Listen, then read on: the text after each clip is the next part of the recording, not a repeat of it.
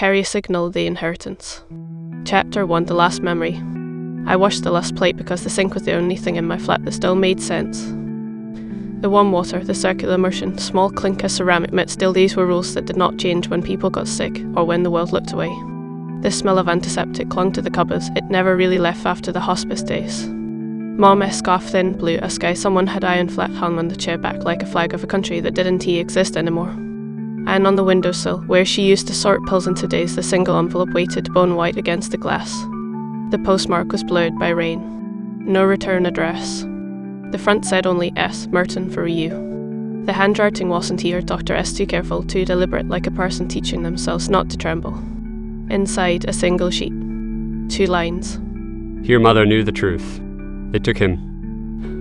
52.931N 1.4335E. Coordinates. Suffolk lat long by the look of it. I didn't need to look them up to know what they meant. I had learned to read numbers the way other kids read faces because Mom loved maps. She traced rivers with a blunt pencil and said routes, but sideways. The chair creaked when I sat. The flat hummed at the edges, fridge compressor, distant traffic, and under all of it, an old phantom sound, the soft thump of paws against carpet, claws ticking as he trotted toward the door each morning, convinced that today was the day we'd do something new. 2 months after Mom died, Rick's vanished. Not a melodrama, not a scream, just a gap where his body used to be. A gate gone ajar, a night with too much wind, a sky that droned like a generator. I walked the hedgerows until dawn, calling and calling until my throat scraped like gravel. People always say, he'll come back. They don't say what to do when he doesn't. They don't say what to do with bowls you can bring yourself to wash because the water will erase the last trace of his smell. He has turned into a routine, the quiet kind you build to keep grief from spilling into the hallway. Work. Sleep. Try again. The flat collected small accommodations to absence, the unused lead coiled in a drawer, the towel near the door I never picked up. I told myself that losing a mother and losing a dog were different categories, that the first made the second survivable. That was a lie, but it worked most days. Mom had an obsession near the end, one of those strange, steady fires that never looked like madness until you touched the heat. When the chemo fog lifted, she read reports about a decades-old incident by an airbase in Suffolk. She called it the Hind. I humoured her at first. I brought tea, highlighted paragraphs, asked questions the way a daughter asks to keep a mother talking. But then she said things like, "It is not superstition, sir, it is physics that hasn't been domesticated yet," and she'd laugh, small and embarrassed, and tuck her hair behind her ear with a tremor she pretended not to feel. I slid the letter under the desk lamp. The paper reddened at the edges like skin near a fire. Below the coordinates, barely there, a signature. Not a flourish. 3 printed characters, precise, like a label stitched inside a coat you only wear in storms. Oh, Harper. I had seen that name before, all once, in Mom S. notebook, on a page flecked with dried tea where the pen had pushed so hard it nearly cut through paper. Harper, do not contact unless, and then a scribble that looked like she'd been interrupted by a knock at the door. I pulled the notebook from the box under my bed. The cardboard smelled like dust and lemon cleaner. Inside were fragments of a language only she had spoken, acronyms without keys, arrows to nowhere, dates circled 3 times. Some pages calmed me with their order, others made my scalp feel too tight. On a back page, a simple grocery list: milk, bread, pain meds, Rick's treats, then a hard turn into fury. If they're collecting biological carriers, they allow use what no one suspects, what no one protects. Animals. No consent, no paper trail. The dog is not just a comfort on the bad days. He has a shield. Shield. The word embarrassed me when I first read it years ago. It felt like dramatic shorthand, something a person says when they're trying to make meaning from chaos. Now, with Harper stamped on a letter and coordinates that pointed toward the woods I grew up fearing from the motorway, it felt like a different kind of vocabulary. Not superstition. Speculation with teeth. I typed the coordinates into my phone. The map snapped to a patchwork of green east of Ipswich, a seam of forest near a deceased track, a field that looked like someone had laid a flat hand against the earth to quiet it. Say is interpret is equals characters 52.931/say is north. Say is interpret is equals characters 7.4335/say is east. Hearing the machine voice read them out loud tightened something behind my ribs. I glanced at the scarf and, without meaning to, pictured Mama's hand resting on Rick's head, thumb drawing small circles between his ears. "Okay," I said to the empty room. Okay. Saying it 3 times made it sound like a plan. The kettle clicked off. I didn't remember turning it on. I poured the water anyway and watched steam climb into the bulb-lit air like a ghost I wasn't going to name. The tea tasted metallic, grief corrodes taste buds in odd ways. I cut the heat and made a list on the back of an old bell because lists make people brave. Charger, torch, boots, cash, spare socks, notebook, mom scarf. I wrote Rex last, then crossed it out, then wrote it again as if the act could conjure him into the boot of my car. I messaged my manager that I needed 2 days of family paperwork, which is the excuse the world respects even if it doesn't understand it. Then I stood in the doorway to my bedroom and considered the gap where the dog bed used to be. I had donated it after a year because carrying a hope-shaped object into the new year felt like tempting fate. The flat seemed to resist the idea of leaving. I kept seeing small artifacts, an old collar looped around a mug, a photo strip from her booth where Mom wore a paper crown and Rex tried to lick her cheek mid-flash. In the last frame, they both looked at me, bright with the kind of joy that makes you think time is a pet you can teach to sit. I packed slow, methodical, the way nurses moved around Mom's bed in the good ward, where competence was its own anaesthetic. At the bottom of the box of maps was an old handheld radio, the canned surplus store sold to men who called themselves prepared. Mom had kept it even when the batteries died because she said radios told better truths than televisions. I dropped it into my bag, added spare batteries, then took them out again, then put them back in because the ritual seemed to matter. Night was a black vinyl stretch tight over the street when I carried my bag down the stairs. The air smelled of rain you could taste but not see. I paused by the letterbox and slid the envelope back through, then thought better of it and retrieved the note if someone was tracking paper. I'd already lost the plot, but if no one was, I needed the coordinates in my pocket like a talisman that didn't believe in magic. In the car, I set the scarf on the passenger seat the way we'd always draped it across the back for Rex to cull against. The engine turned over with a cough and settled into a hum that matched my pulse. I typed the numbers one more time, careful as a surgeon. The estimated drive time appeared. It felt indecent to measure hope in minutes. Route guidance will start now. I killed the navigation voice. I needed silence, not a stranger narrating my mistakes. Streetlights slid over the bonnet and vanished in the mirrors like ideas I couldn't keep. I drove past the 24-hour shop where the clerk always looked like he'd been cut mid-apology, past the park where the swings chattered in the wind, past the veterinary clinic that sent a card after Mum died because her chart had Rex's name on it too.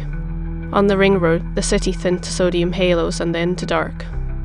The radio in my bag made a tiny, apologetic tick at every bump, as if clearing its throat. I turned it on its lay-by, half expecting nothing but white noise. This easy. Channel open. No traffic. Just static. I let it run anyway. Humans leave porch lights on for years after the person they love stops coming home. This was no different. The road narrowed as fields took over flat, patient land stitched with ditches that smelled of iron when the wind came from the east. I rolled the window down. The air tasted like wet bark and engine oil. Out here, you remember that weather is a machine with gears. I rehearsed the rules while I drove, because rules are something you can hold when the future feels like a room with all the furniture draped in sheets. Don't step into dark water, it hides holes. Keep the car in sight. If you get turned around, stop. Write down what you see as if you were writing for a stranger who wouldn't forgive you for poetry. And if you hear something that sounds like a memory, it is a recording, not a haunting. Don't give the wilderness your nouns. Near midnight the forest appeared not a wall exactly, more a gradual thickening of darkness where the hedgerows turned to trunks and the sky lowered like a ceiling. I pulled on to the verge of the farm gate. The engine ticked its heat away. I checked my phone. 1 bar. Enough to text no one and pretend that counted as a plan. The coordinates, now that I was close, pointed to a path that wasn't a path unless he'd walked it before. I didn't go in. Not yet. This was not a movie. You don't step into a dark system without a model. I unfolded the OS map I bought because Mom would have ran my finger along the contour lines, matched ditch to ditch, tree line to tree line. The page crinkled in the damp, and for a second I could see her there beside me, the way she'd lean in and squint and say, "Trust the ground more than the ink." I breathed out. The night breathed back. Somewhere far off, something metallic clanged the gate or a trough nudged by wind. Closer, a fox coughed, the sound like a secret being folded. My hand found the scarf on the seat and twisted it, not hard, just enough to feel the weed bite my palm. In the weak dome of the interior light, the letter looked older than it was. Paper ages in the dark by borrowing your fear. I slid it into the inside pocket of my jacket where passports go, where you keep the thing that proves you are who you say you are. If this is a trap, I said, and then stopped, because saying trap out loud gives shape to teeth. I tried again. If this is nothing, I'll go home, I'll put the kettle on, it'll be fine. I turned off the light and the car interior became a reflection in the glass of the forest, my face floating over trees that did not care if I was brave. I set an alarm for dawn, because whatever was waiting in there would favour daylight if it favoured me at all. Sleep in a parked car is the worst liar. You think you get a little, but you don't. You snatch at fragments. Mom's laugh braided with the tinny clatter of a hospital meal tray. Rex's head heavy on my knee, the comfort of a weight the body remembers after the mind forgets. A humming overhead that was probably a plane, sure, but also could have been the air rehearse in a different language. At 4:47, the alarm whispered me awake. The world was a gradient from cold iron to pearl. I swallowed stale breath, splashed water from a bottle onto my face, and tied Mom's scarf the way she had taught me when I was 9, back when I still believed knots could hold back weather. Boots on, torch in pocket, notebook, Ansel, radio, why not? I stepped out. The verge grass soaked my laces in a second. The lane smelled of diesel and crushed nettle. Over the hedgerow, the first birds started in ones and then in threes, stitching sand between branches. I locked the car and immediately unlocked it again because superstition and caution were the same at dawn. The path, when I found it, was a logic problem, what looks like nothing until you align the variables. Ferns closed ranks over disturbed earth. Brambles looped equations just above ankle height. I took it slow, breath and fobbed ribbons, listening the way you do when you've trained yourself to trust patterns more than hopes. 100 meters in, the trees opened the smallest fraction, and the ground flattened to a circle that did not match any natural story I knew. Not mystical, just wrong in a way you could measure with a ruler if you were patient. At the center, a depression like a thumbprint. The grass here grew in 2 shades, like it had been asked 2 different questions and answered both. I set the radio on a stump and flicked it on out of habit. Open. No scheduled traffic. The speaker breathed static like sleep. I took out my notebook and drew the circle, marked the cardinal points, wrote the coordinates at the top as if I might forget them. When the pencil snagged a splinter in the paper, I looked up because sometimes your hands know before your head does. The forest held itself very still. Birds paused mid-syllable. The air didn't move so much as hesitate. I could hear my own breath and the tiny mechanical heart of the wristwatch Mom gave me on my 21st. And then, far enough that I could pretend I misheard it if I wanted to, soft, regular, impossible to mistake once he knew it, the faint, 4-beat rhythm of pause through wet leaves. Rex. It was stupid to say his name. Years make a mockery of syllables. But the mouth remembers shapes the way feet remember stairs in the dark. Rex, I said again, smaller, like a test whisper in a theatre before the curtain goes up. The sound stops. A branch eased back as if a weight had leaned away. Somewhere between me and the edge of the circle, a shape arranged itself out of darker dark and stood very still. Not a ghost. Not a miracle. A silhouette at dog height, tail low, head tilted in a way that hadn't done me 1,000 times. I didn't move. He didn't move. The radio coughed a small, apologetic kiss, and the figure turned its head a fraction, like a hand cupped behind an ear. It asked me, I said, and my voice did the thing voices do when they can reconcile biology and memory. It doubled, speaking from the chest and the throat at once. It asked me, I am here. The shape stepped forward 1 pace. Morning starred a thread of light through the branches and found an eye. Not glowing.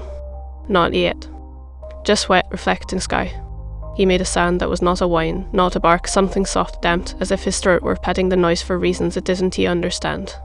I reached for the lead I had packed and then put my hand down, slowly, because this was not about possession. This was about, measurement.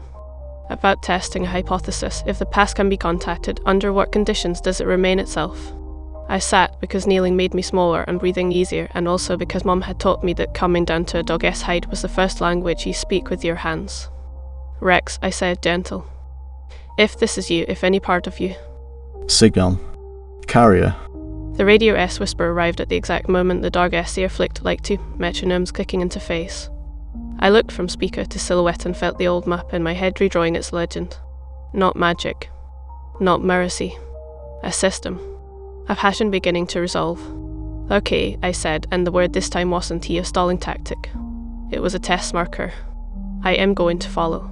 The figure turned exactly 1 step and paused waiting, or calculating, or simply aligning to a path it had walked 100 times in a place I had only ever studied on paper. I rose. I took a breath that hurt a little going in, like air at altitude. I stepped across the boundary of the circle into the forest proper, the letter warm against my ribs, the scarf bright at my throat like a strip of sky I refused to surrender. If Mom had been there, she would have said, trust the ground more than the ink. I did. And I went in. The morning sunlight filtered weakly through the blinds, dust motes drifting lazily in the air. Sarah sat cross-legged on her bedroom floor, the envelope open before her, the coordinates written in familiar, precise handwriting that wasn't her own. Her fingers trembled slightly as they traced the numbers. Every line seemed to vibrate with unspoken urgency, a message left by her mother that demanded action. This wasn't just a map, it was a call. A pull into the unknown. Okay, I have to do this. I mean, Mom left it for me, right? She wouldn't lie. She rose and moved to her closet, grabbing a sturdy duffel. She packed meticulously, flashlight, extra batteries, a compass, her mother's notebook filled with notes and diagrams of the Suffolk incident, and the worn leash of Ember. She held it briefly, inhaling the faint scent of pine and fir. A memory surfaced, Ember bounding across the yard, the pure joy in his eyes. The dog had been her mother's constant companion, and now he was gone. Taken. Every fibre of her being ached. Her phone buzzed, jolting her from the memory. Michael. She answered, voice slightly shaky. Sarah, listen, I saw the message. You really shouldn't go. It is not safe. Those people, whatever they are, they don't stop. They'll all come for you if they know you're refollowing this trail. Michael, I know, but I can just stay here. I have to try. Ember, yes, out there somewhere, and Mom, she trusted me with this. I have to see it through. I understand, I really do. Just be careful. Your mother got too close once. Don't make the same mistakes. Sarah hung up and sat back, staring at the envelope. The coordinates led to a remote section of the Suffolk forest she had never dared to enter as a child. She visualized the path, imagining Ember as paw prints weaving through underbrush, the way he would tilt his head, alert to sounds no human could hear. Every detail reinforced her resolve. Before leaving, she pored over her mother's old files. Newspaper clippings described strange sightings, triangular crafts hovering silently, unexplained electromagnetic surges, animals behaving erratically. Ember had been at the center of one such report, though it had been dismissed as coincidence. Her mother's handwriting in the margins was frantic, desperate. They are watching. Ember is not what he seems. Follow the trail, but take care. Take care, yeah, Mom. I'll try. She left the house just as the sun climbed higher, dust and pollen swelling along the roadside. The journey took hours, the familiar town streets giving way to narrow, winding country roads. Every turn brought a heavier sense of isolation. Birds scattered at her passing, the metallic tang in the air grew stronger, an inexplicable warning. Sarah's hands tightened around the steering wheel. Along the way, she called local libraries, archival centers, and even reached a retired reporter who had covered the Suffolk incident decades earlier. The man's voice trembled over the line. Yes, I remember her. Your mother persistent, determined. Always asking questions no one wanted answered. She was onto something. But be careful. The story isn't yet over, and some people never let loose of things like that. Thanks, I'll be careful. By late afternoon, she arrived at the forest's edge. The GPS confirmed her location, coordinates exact to the meter. The dense trees loomed, shadows stretching like fingers. She parked, grabbing her flashlight and duffel. Every step on the soft earth produced a crisp crunch, echoing unnaturally in the quiet. The woods smelled damp, mossy, layered with a strange metallic undertone that made his stomach churn. Every instinct screamed caution, but she pressed on. The forest seemed alive with subtle anomalies. Leaves fluttered without wind, distant branches snapped though no animals were visible, a low hum from beneath the surface, felt more than heard. Sarah's pulse quickened. The coordinates led her deeper, past areas where the trees grew unnaturally close, roots intertwining like a labyrinth. Hours passed. Her flashlight beam caught unusual burn marks on the forest floor, arranged in almost mathematical patterns. Circles within circles, precise and deliberate. A faint electromagnetic vibration made her hair stand on end. She crouched, scanning the ground, running her fingers across the scorched earth. Ember had been here. Whatever had touched him had left a permanent mark. She stopped at a clearing, exhausted, heart hammering. Her hand shook as she pulled her mother's notebook from the duffel. Notes detailed patterns, calculations, and strange sequences of numbers that seemed to correspond with the marks she now saw. Her mother had tried to make sense of this before it was too late. The puzzle pieces were scattered, but they were here, waiting for Sarah to assemble them. You shouldn't be here, a voice said sharply from the shadows. Sarah spun, flashlight beam slicing the darkness. Who is there? Someone who knows what you're looking for and what is coming. They don't stop. They'll all come for Ember for you. Then help me find them, please. Follow me, but understand this isn't a hunted survival. And the woods remember. As they moved deeper into the forest, Sarah's thoughts swirled. Every lesson her mother had left, every warning, every memory of Ember coalesced into a single, driving determination. The forest seemed to pulse around her, each shadow a possible observer, each sound a coded message. And Ember was somewhere ahead, a living key to truths she was only beginning to comprehend. The air grew colder as evening approached. Faint lights appeared between the trees, small glowing anomalies that defied explanation, micro-auroras perhaps, or reflections of some unknown technology. Sarah's chest tightened. The forest wasn't just a location, it was a signal, a labyrinth, a test. She glanced at the man, Harper, his expression unreadable, eyes scanning, measuring, calculating. She wondered how much he knew and how much danger they were already in. I hope I am ready for this. Just as darkness fully settled, a sudden pulse of light illuminated the clearing. The air shimmered, hairs on her arms standing on end. Harper gestured urgently. There. He pointed to a figure in the distance, a silhouette unmistakably Ember-esque. But the dog moved oddly, with stiff, deliberate steps, eyes reflecting a faint glow. Something had changed. The chase, the mystery, the stakes, they had only just begun. And with that, the forest seemed to hold its breath, waiting for her next move. The forest thickened as Sarah followed Harper, each step sinking slightly into the damp, leaf-laden ground.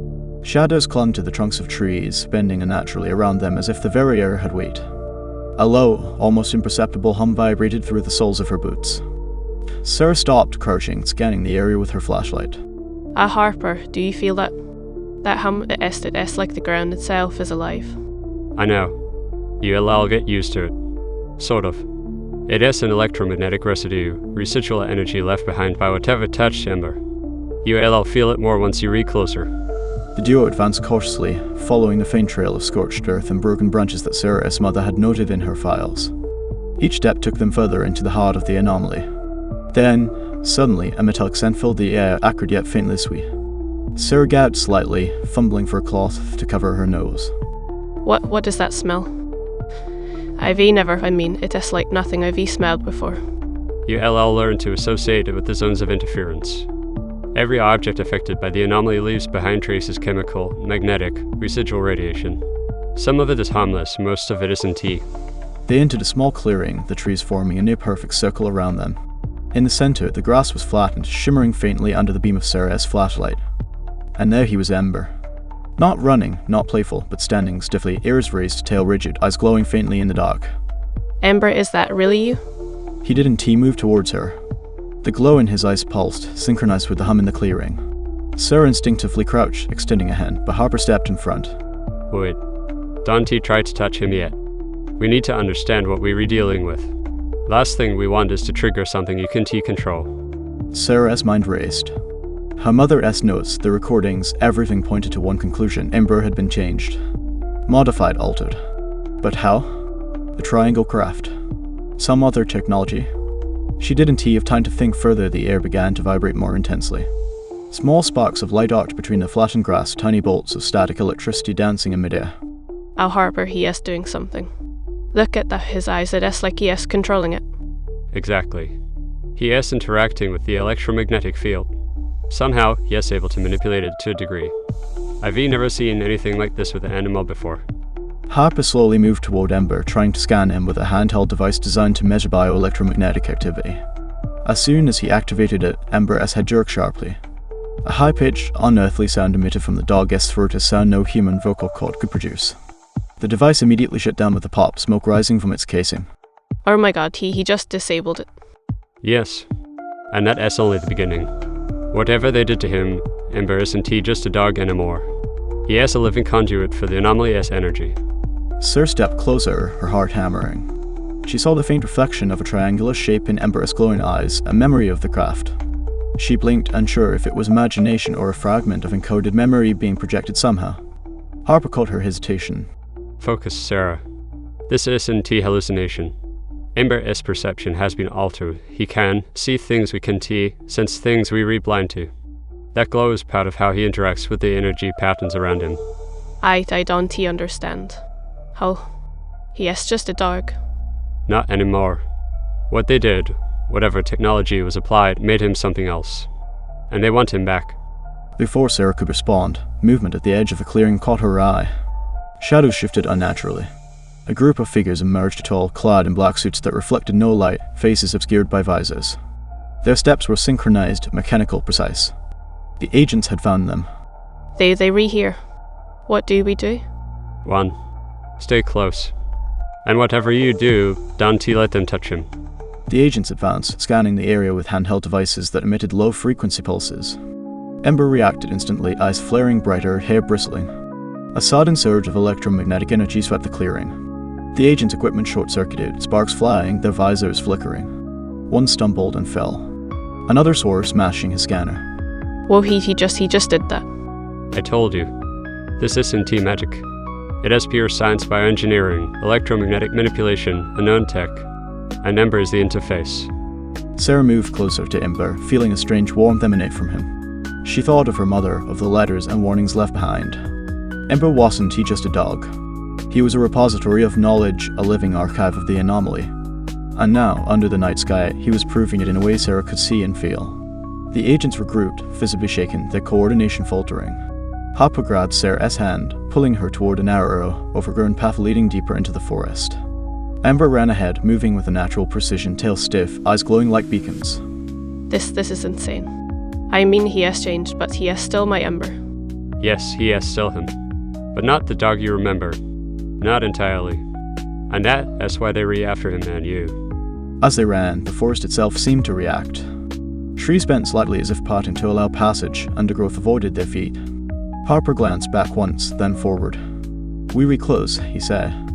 "To what, I don't know, but this path that leads to answers." I hope we make it. And as the clearing disappeared behind them, the forest swallowed the sounds of pursuit, leaving only the hum, the glow of Ember's eyes, and the unspoken truth that nothing in Sarah's life would ever be the same again. The night pressed heavily against the forest canopy, the shadows merging into a thick, almost tangible darkness. Sarah followed Harper, her breath shallow, ears straining for any sound beyond the soft crunch of leaves underfoot. Ember led the way, moving with a precision that belied his canine form. The faint glow from his eyes cast eerie patterns on the surrounding trees, illuminating the path like a living lantern. Our Harper, they're still out there, right? The agents, I can feel it. Yes. They want to give up. Not now. And with Ember, they'll be relentless. We have to stay ahead, but quite every step counts. The hum of electromagnetic energy grew stronger as they pushed deeper into the forest. Sarah's hand shook slightly as she adjusted the strap of her duffel, feeling the familiar weight of her mother's notebook. Calculations, diagrams, scrawled warnings her mother had predicted something like this. And now every step was validation of her foresight. I mean, how is he doing this? He is controlling it, right? It is not control in the way you think. Ember interacts with the electromagnetic field as if it is an extension of himself. Sensors, electronics, even biological signals, it all bends to his perception. But it is exhausting. He can maintain it for long. Suddenly, a sharp crack echoed through the trees. Both Sarah and Harper froze. The shadows moved. Agents emerged, flanking them from both sides, their visors reflecting the faint light from Ember's eyes. The pulse of the electromagnetic field reacted instantly, wireless devices shorted, flashlights flickered, radios died. One agent stumbled, swearing under his breath. Run. Now. Harper grabbed Sarah's hand, pulling her toward a narrow path hidden beneath twisted roots and low-hanging branches. Ember darted ahead, leaving a faint glow that seemed to guide them through the labyrinthine forest. Each step carried them deeper into the unknown, branches clawing at their clothing, roots threatening to trip them. Every sound, the snapping of twigs, the rustle of leaves heightened their tension. Stay close. Don't panic. He is protecting us, but you have to follow his lead. Trust him. Sarah's mind raced. Her mother's notes described patterns, sequences, and urgent notes. Could the forest itself be part of the anomaly responding to Ember? Every instinct screamed caution, yet her resolve hardened. She couldn't let them take him. Not now. Not ever. I knew this would be dangerous, but this is insane. I can't believe how fast they moved. I know. Focus on the path. Listen. Feel the vibrations. Ember will guide us. They stumbled into a clearing where the ground was uneven, scattered with jagged rocks. The electromagnetic hum surged, almost painful to the ears. Ember's glow intensified, his hackles raised, eyes scanning the forest as if calculating vectors and energy flows simultaneously. Sarah noticed subtle distortions in the air, like heat ripples, bending light unnaturally. Something powerful, something artificial, resonated here. What is this? Is this part of the anomaly? Yes, and it is unstable. One wrong step could trigger a cascade of electromagnetic surges. Be careful. Suddenly, a high-pitched pulse radiated from Ember, knocking both Sarah and Harper off balance. The nearby tree's branches sparked and shattered, raining tiny shards of wood. The agents were visible now, trying to advance, but the field interfered with their equipment. Radios fizzled, lights dimmed, visors flickered. Ember S power created a protective bubble, buying them precious seconds. Whoa, yes, I hear shielding us. Exactly. But it is temporary. We can't rely on it for long. They continued running, leaping over roots and ducking beneath low branches. Sarah could feel her lungs burning, legs screaming for respite, yet she pushed forward. Every step brought a mixture of fear and exhilaration. She glanced at Hopper, focused, determined, calculating angles, observing Ember S energy patterns. She understood why he had survived in the field for so long. Harper, we can keep running forever. What is the plan? Where do we go? There is a safe zone ahead. Abandoned facility research outpost from the old Suffolk projects. It is shielded, partially underground. We can regroup, analyze Ember S readings, and plan our next move. The forest seemed endless, yet Ember led them unerringly. The anomalies intensified to pockets of distorted air, faint electrical arcs, areas where shadows bent unnaturally. Sarah S. heartbeat synced with the pulsing glow from Ember S. eyes, each beat a reminder of their fragile advantage. I mean, he is amazing, but also so unpredictable. I can't believe how fast this is happening. That is the risk. The agents are relentless. Ember is our only chance. They approached a clearing where a dilapidated structure barely visible through dense foliage marked the entrance to the facility. Hopper signaled them to halt. Ember S. eyes flickered rapidly, scanning every movement. Sarah could feel tension radiating from the dog, a palpable anticipation. The hum of electromagnetic energy crescendoed. Is this safe? Can we go in? We have no choice. Inside, we can shield Ember and get the data we need. But the agents stay at 1T stop. Brace yourself. As they entered the facility, the air changed. Metal walls reflected a faint phosphorescent glow. The smoke swirled at irregular patterns, distorted by residual electromagnetic fields. Old machinery hummed faintly, but every surface vibrated with latent energy. Ember moved cautiously, paused, making no sound on the cold floor, eyes flicking to each anomaly as if reading a hidden map. I can't believe it is like stepping into another world. All this, it is still active. Partially. Some systems are still functional. Ember S abilities interact with the residual energy. It is why we can survive here while the agents can teach us storming. But we have to act fast. A sudden series of sparks and an electrical surge from Ember flared, illuminating the room. Sarah gasped. Panels of ancient machinery activated, screens flickering to life with sequences of numbers, graphs, and patterns she didn't understand. Her Mother S warnings echoed, follow the energy, understand it, protect him. We can figure this out. I mean, we have to. The hum outside intensified, agents regrouping, closing in on the facility. Harper and Sarah exchanged a determined glance. Ember S glow pulsed in rhythm with the building S residual electromagnetic fields, a living interface connecting them all. The hunt wasn't over, it had only just begun. And somewhere, in the shadows beyond the reinforced doors, eyes watched, calculating, waiting for the next move. The facility S interior was colder than the night outside, metallic surfaces reflecting the faint glow of Ember S eyes. Sarah and Hopper moved cautiously, every step echoing in along corridors. The air smelled faintly of ozone and rust, a tangible reminder of the residual electromagnetic energy humming through the walls. It is like walking into my Mother S old love, but bigger, older, somehow alive. Exactly. This place was part of the original Suffolk project. Abandoned, but it still holds a lot of active systems. Ember can interact with it, but we have to be careful. One wrong move could trigger alarms or worse. They followed Ember deeper into the research wing, where dusty terminals and fragmented screens flickered faintly. Sarah's eyes caught a small, half-hidden storage compartment. Her fingers trembled as she opened it, revealing a collection of magnetic tape reels, labeled with her Mother S handwriting. Mom, she recorded all this. Why didn't she tell me? She probably didn't want anyone else to know. And she was cautious. Whatever she discovered, she knew it was dangerous. Sarah loaded one of the reels into an ancient playback device. Static hiss, then a familiar voice filled the room, faint but unmistakable. It was her mother. Hello, sir. If you're rehearing this, you've found the tapes. I can be there, but you need to know the truth about Ember and what happened that night.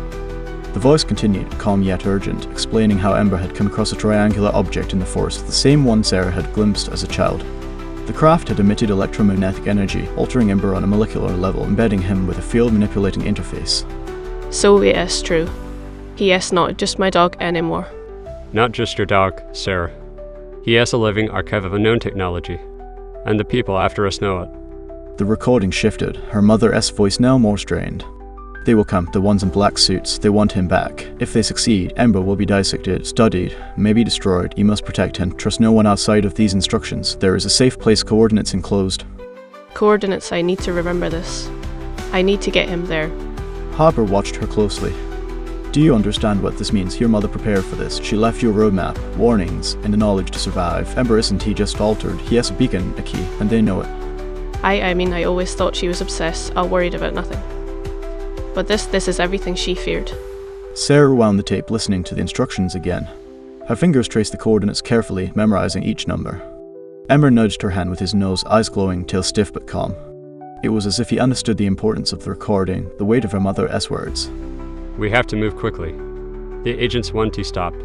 And now, with this new knowledge, we can anticipate their moves.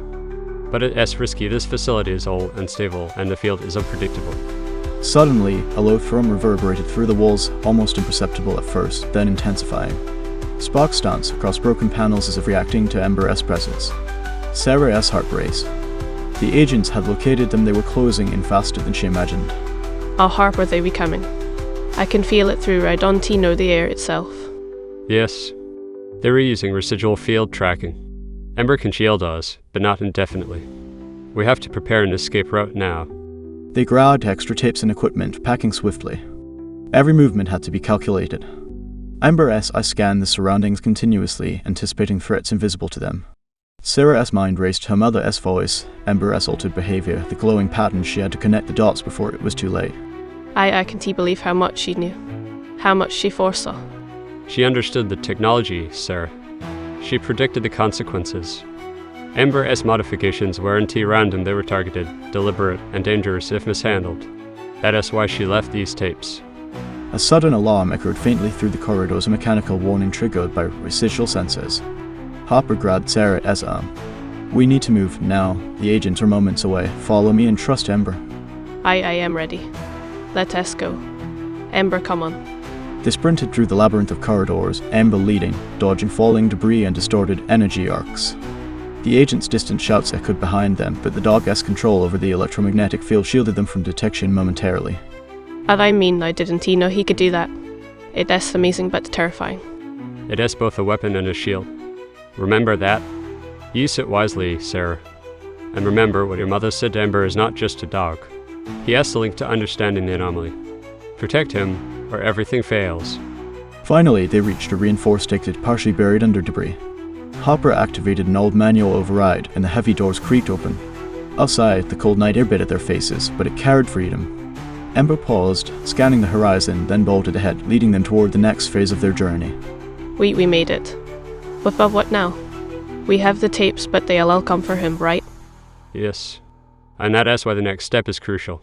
Your mother's coordinates lead to a hidden facility where we can analyze Ember's readings and understand the technology embedded in him. It's our only chance to stay ahead of them. Sarah clenched the tapes tightly, feeling the weight of responsibility. The wind rustled through the trees, carrying the faint hum of electromagnetic energy, reminding her that the anomaly was still alive, still watching, and that the fight was far from over. I wouldn't let them take him. I swear it. Ember, we'll all get through this. Together. And as they disappeared into the night, the glow of Ember's eyes lit the path ahead, to beacon guiding them toward the truth and the unknown dangers that awaited. The hidden facility sat atop a remote hill, partially concealed by mist and the thick canopy of pines.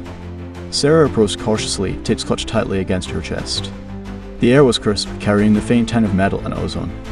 Ember padded beside her, eyes glowing faintly, tail low but tense, as if aware that this was more than just another stop on their journey. It was a fulcrum on which everything would balance. Harper, do you really think it is safe here? I mean, the agents, they were relentless. And Ember, he is different now. Safe is relative, Sarah. But it is the best option we have. The coordinates your mother left led us here for a reason. This facility can shield Ember long enough for us to analyze the technology and plan the next move. They entered the facility, the interior humming with dormant machinery. Thus swelled in the weak light, disturbed only by Ember's careful steps. Harper led them to a reinforced chamber, old monitors flickering with residual data. Sarah set the tapes down, hands trembling as she stared at the screens, the glow reflecting in her eyes. I can't believe how much she planned. Mom, she wanted me to protect him. But how can I? How do I even? I am not ready for this. You're ready, Sarah. You've come this far. But now comes the hardest part. Suddenly, the facility S alarms blared. Red lights flickered. The hum of electromagnetic energy spiked.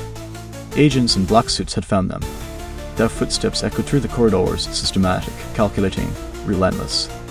One agent's voice came over a comlink, calm yet chilling. Sarah Morrison, hand over the subject immediately. Cooperation ensures preservation. Resistance is inadvisable. Harper, they know my name. How?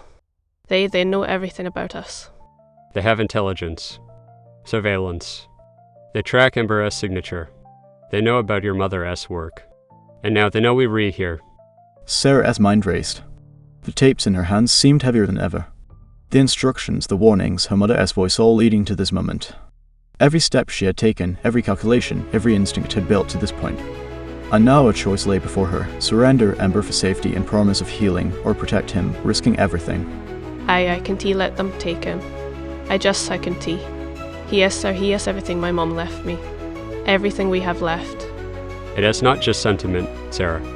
This is about his safety and the implications of the technology inside him. If they take him, they will dissect, study, possibly destroy everything he represents. But if we fight, we might not survive. The agents entered the chamber, surrounding them. Their stance was methodical, confident. One step forward, holding a device emitting a faint blue glow. Sarah Morrison, the child is not safe, surrendered the subject. We can ensure stabilization. We can prevent further harm. I don't trust you. I mean you don't understand him. He is not just a dog. He is part of her work, part of my mother, part of me. Harper's eyes scanned the chamber. His jaw tightened. They allow push, they allow manipulate, threaten, and bargain, but they can override his instincts or your decision. Ember's abilities, he can shield us, delay them, even communicate data, but it is temporary. Your choice determines everything. But how do I even decide? I mean, if I let them have him, they allow hurt him. And if I fight, we could all die. I don't know what is right. In that tense moment, Ember stepped forward, his eyes flickering with a strange pattern, almost like a sequence of light pulses. Sarah felt a warmth, almost tactile, running through her hands and up her arms. It wasn't magic, it was data, encoded signals from Ember's modified neural pathways, relaying memories, instructions, sequences, pieces of her mother's consciousness stored within him. I can feel her not as a ghost, not magically, just like he is showing me her recordings, her intentions through him. Mom, she didn't want him used. She wanted us to protect him, to choose for him. Yes, that is why she left the tapes, why she prepared you. Ember is the link, the archive, the safeguard. He is not just a pet, he is a living repository of her work. And your choice if will honor her legacy or betray it. The agents advanced. One raised the glowing device. A decision pending. Time is critical. Surrender now. No. I choose him. I choose us. Together. Ember's glow flared, intense, almost blinding.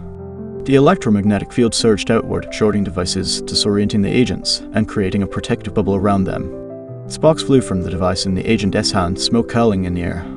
Harper shielded Sarah as they moved, following Ember's lead. Move. Now. The signal is enough to give us a window. Keep up with him. They sprinted through the corridors as the facility shuddered from the localized surges.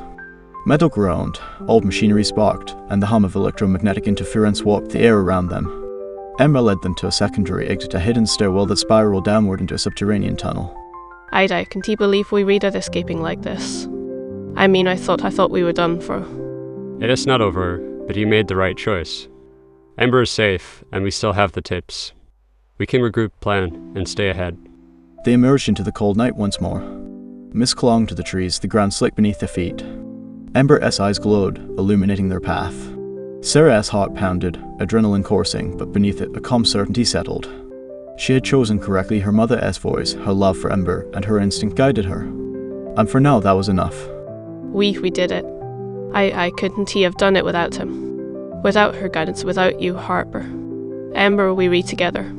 That is all that matters. The forest stretched ahead, silent but alive with unseen energies. The choice had been made, but the journey was far from over. In the distance, faint lights moved, suggesting the agents were already regrouping, tracking them still. Ember's glow pulsed rhythmically, a beacon of resilience and hope. Their fight had changed, but it was only the beginning of a larger battle. The night was dense with fog, thick enough to obscure the path, but thin enough for the glow of Ember's eyes to cut through like a lighthouse beam. Sarah followed closely, heart hammering in her chest, tips secured against her chest, backpack heavy with the remnants of her mother's research. Each step on the wet leaves echoed softly, but the forest was alive, almost as if sensing their presence, responding to the energy radiating from Ember. I can feel them close. The agents we're not just chasing, they reef of anticipating. I mean, how do we stay ahead? We stay unpredictable. Ember can generate localized EM pulses, scramble their tracking, but only for brief moments. We need a strategy that maximizes those pulses while minimizing exposure. They reached a clearing that ran sloping toward an abandoned communications tower, skeletal frame jutting into the mist. Harper glanced at Sarah. "Here is where we make the signal. It is risky, but it is our only chance." Signal? You mean we would broadcast something? I mean, one T that alert them even more? Yes, but if we do it correctly, it will create a false trail, overload the sensors, and give us a window to disappear. Ember S interface can amplify it, but we only get one shot. The agents were not far behind. Faint red lights flickered between the trees, distant but closing fast. Sarah's pulse quickened. Every instinct screamed caution, but the weight of choice pressed on her shoulders. Okay, Ember, let us do this.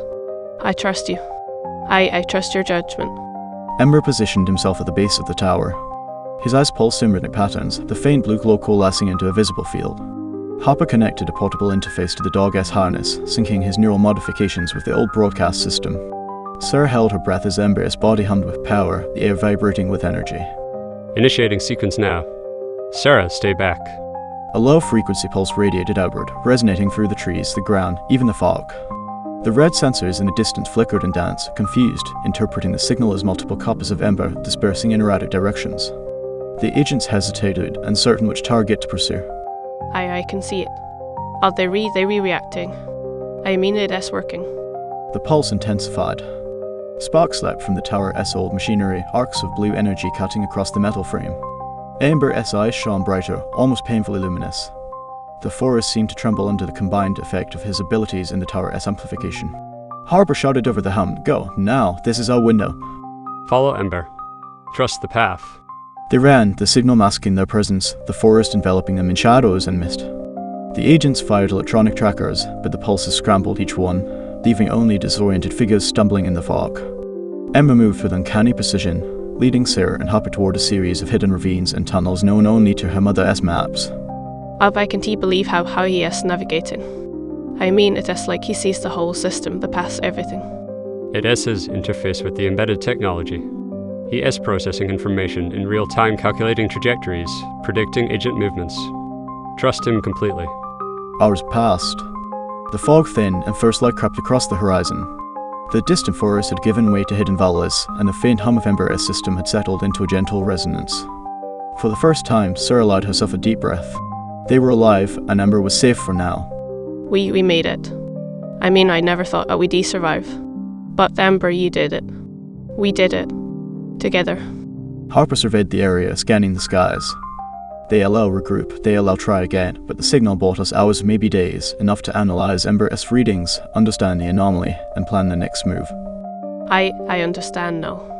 It is not over, but we have a chance. And I won't let them take him. Ever. Sarah set the tapes down on a flat rock, carefully unwinding one of the reels. Ember sat next to her, calm, eyes glowing softly.